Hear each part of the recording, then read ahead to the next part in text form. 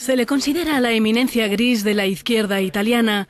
Massimo D'Alema es jefe de gobierno, es diputado y dirige la Fundación de Estudios Progresistas Europeos. Massimo D'Alema, bienvenido a Euronews. Italia ha hecho temblar a la zona euro a finales de 2011. Desde entonces, levanta cabeza poco a poco a costa de duros sacrificios, planes de austeridad, subida de impuestos, reforma de las jubilaciones y ahora la reforma laboral, con incitación a la contratación, pero también con despidos fáciles.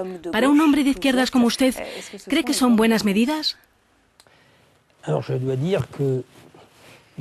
Tengo que decir que Italia ha dado un paso adelante muy importante, es decir, que ya no tenemos el gobierno de Berlusconi. Ha sido una muy buena noticia tanto para Italia como para Europa, porque todo eso no se debía a Italia,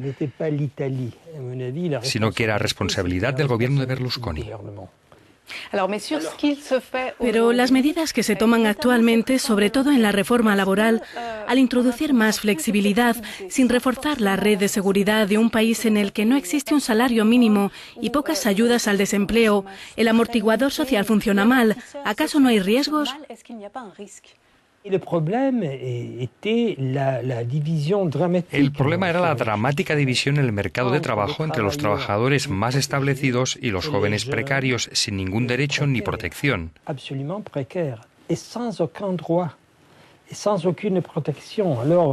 La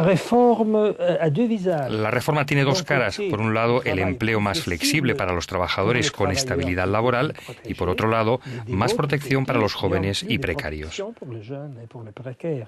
En mi opinión, el problema de la división en el mercado de trabajo no puedo decir que se haya resuelto, pero con la reforma es posible dar un paso adelante.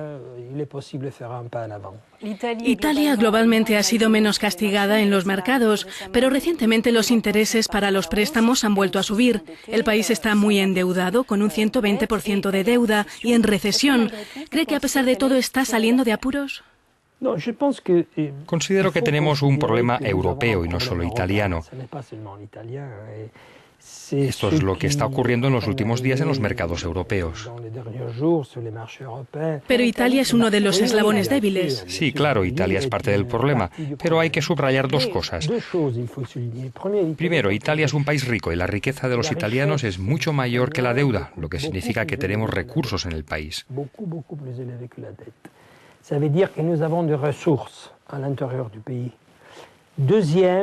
Segundo, hemos demostrado en el pasado, con los gobiernos de Prodi y con Ciampi, que es posible reducir el gasto público.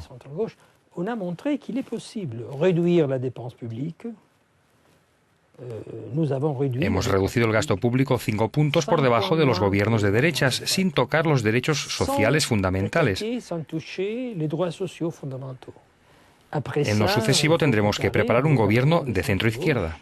El año que viene habrá elecciones en su país, igual que en Alemania y también inmediatamente en Francia. ¿Cree que puede haber una alternancia en esos tres países? Por supuesto. Yo sé que a los mercados no les gustan mucho las elecciones, ¿verdad? A veces parece que la democracia es un peso insostenible para los mercados financieros, pero creo que a los mercados no les corresponde decidir el destino de los pueblos.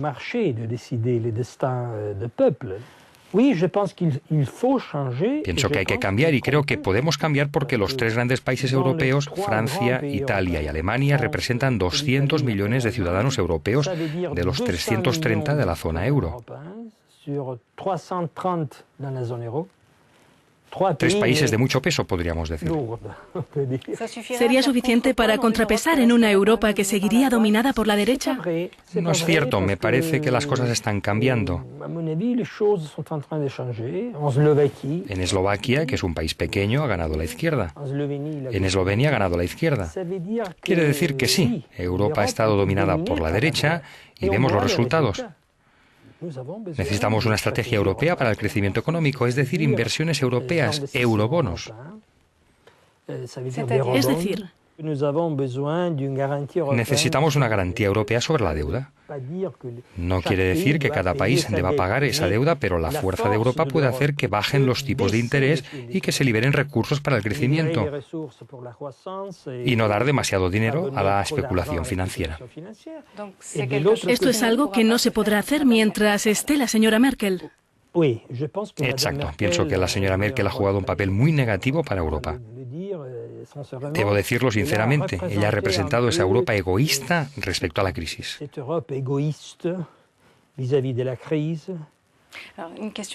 Una pregunta sobre otro tema.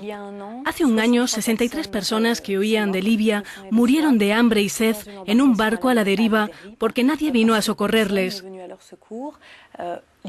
Italia lo sabía y no hizo nada. En todo caso, es lo que asegura un informe del Consejo de Europa, que también acusa a la OTAN. ¿Cómo se puede dejar morir a la gente en el mar para no tener que acogerles en su territorio?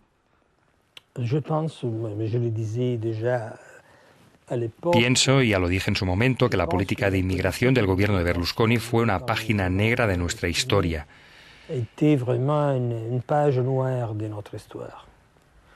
Incluido el acuerdo entre Italia y el gobierno de Gaddafi.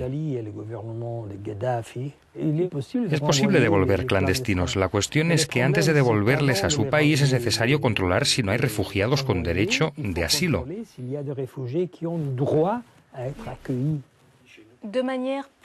De manera general, ¿no hay un desfase cada vez más flagrante entre el discurso de Europa y sus valores y la forma como trata a los emigrantes y a los solicitantes de asilo? Italia está en primera línea. ¿Ve usted esta contradicción? Estoy de acuerdo. Además, necesitamos inmigrantes. Porque si queremos conservar cierto equilibrio entre los jóvenes y las personas que están jubiladas, necesitaremos inmigrantes en los próximos años.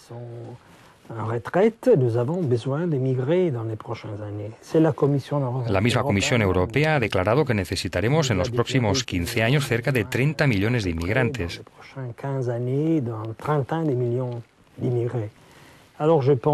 Entonces, más valdría tener una política europea de inmigración, cosa que no tenemos.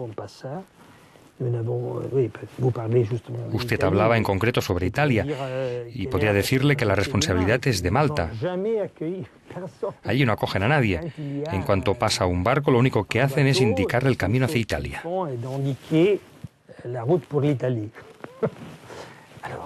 Más solidaridad. Massimo D'Alema, gracias. A vous.